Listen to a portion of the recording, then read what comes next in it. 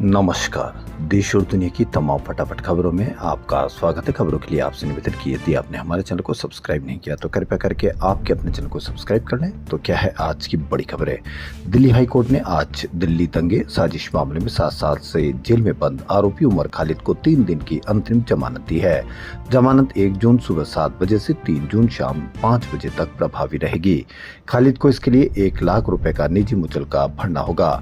High court ने कहा कि उमर को पहले भी पारिवारिक कार्यक्रमों के लिए अंतरिम जमानत मिल चुकी है। उन्होंने अदालत की शर्तों का पालन किया था। वह इस मामले में मुख्य साजिशकर्ताओं में से एक है, लेकिन उनकी मां की मेडिकल स्थिति को देखते हुए सहानुभूतिपूर्ण दृष्टिकोण अपनाया गया है। उमर ने कोर्ट में 22 मई से 5 जून तक 15 दिन की अंतरिम जमानत मांगी थी। याचिका में कहा था कि वह अपने स्वर्गीय मामा के चेयरलूम में शामिल होना चाहता है। साथ ही अपनी 62 साल मां की 2 जून को होने वाली लंप एक्सिशन सर्जरी के दौरान उनकी देखभाल करना चाहता है। कॉकरोच जनता पार्टी के फाउंडर अभिजीत दीप के शुक्रवार को सोशल मीडिया पेज बनाने के 7 दिन बाद पहली बार ऑनलाइन पिटीशन लेकर आए। इसमें उन्होंने नीट पेपर लीक मामले में शिक्षा मंत्री धर्मेंद्र प्रधान के इस्तीफे की मांग की है। दीपके ने एक्स पर वीडियो पोस्ट किया। उन्होंने कहा कि आज हम एक पिटीशन शुरू करने जा रहे हैं जिसमें शिक्षा मंत्री के इस्तीफे की मांग की है। आप सब लोग ज्यादा से ज्यादा इस पिटीशन पर साइन कीजिए ताकि सिस्टम की गलती पर सवाल उठ सके। अभिजीत ने कॉकरोच जनता पार्टी सीजेआई सूर्यकांत की टिप्पणी के विरोध में बनाई है। सीजेआई ने 15 मई को सुनवाई के दौरान कुछ बेरोजगारों को कॉकरोच कहा था। सुप्रीम कोर्ट ने आज सरकारी नौकरी में क्रीमी लेयर के कैंडिडेट के आरक्षण लेने पर चिंता जताई। कोर्ट ने कहा कि अगर माता पिता दोनों आईएएस अफसर हैं तो उनके बच्चों को आरक्षण क्यों मिलना चाहिए।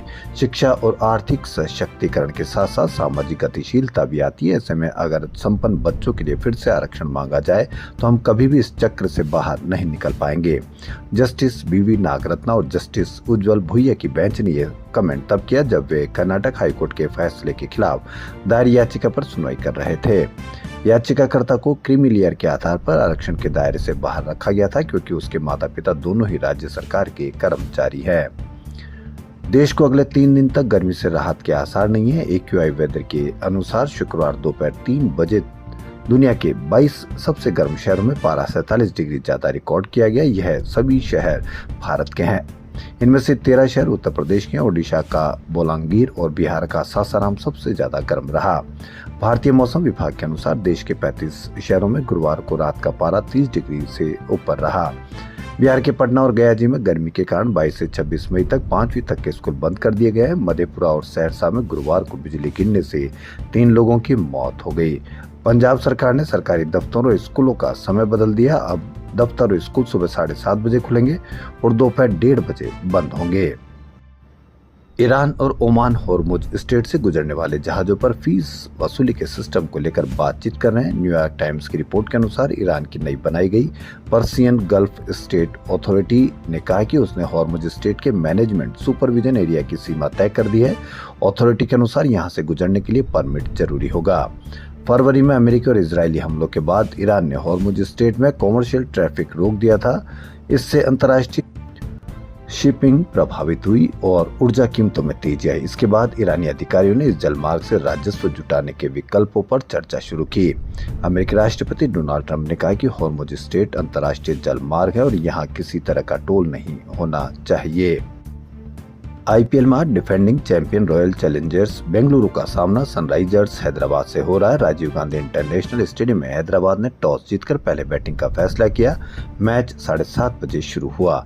दोनों टीमें की नजर पॉइंट्स टेबल में टॉप 2 में फिनिश करने पर होगी। Actress model Twisha Sharma case में आरोपी पति समर सिंह को जबलपुर पुलिस ने हिरासत में ले लिया। वह शुक्रवार शाम जिला कोर्ट में सरेंडर करने पहुंचा था। हंगामे के बीच 6 थानों की पुलिस मौके पर तैनात है। समर्थ को फिलहाल वकीलों के केबिन में रखा गया है। ट्विशा के पिता नवनिधि शर्मा के वकील अनुराग श्रीवास्तव ने आरोप लगाया कि समर्थ कोर्ट नंबर 32 में मास्क लगाकर बैठा था, जो जिला एवं सत्र न्यायाधीश का कोर्ट रूम है। उन्होंने सवाल उठाया कि आखिर किस अधिकार के तहत उसे वहां बैठने की अनुमति दी गई थी। मध्य प्रदेश हाई कोर्ट ने ट्विशा शर्मा की डेड बॉडी का दोबारा पोस्टमार्टम कराने के आदेश दिए हैं। NCERT बुक में न्यायपालिका में भ्रष्टाचार चैप्टर पर हुए विवाद पर सुप्रीम कोर्ट ने 2 महीने पहले दिया फैसला बदल दिया है। 11 मार्च को सुप्रीम कोर्ट ने आदेश दिया था कि जिन 3 शिक्षाविदों ने विवादित हिस्सा लिखा उन्हें हटा दिया जाए और दोबारा काम न दिया जाए।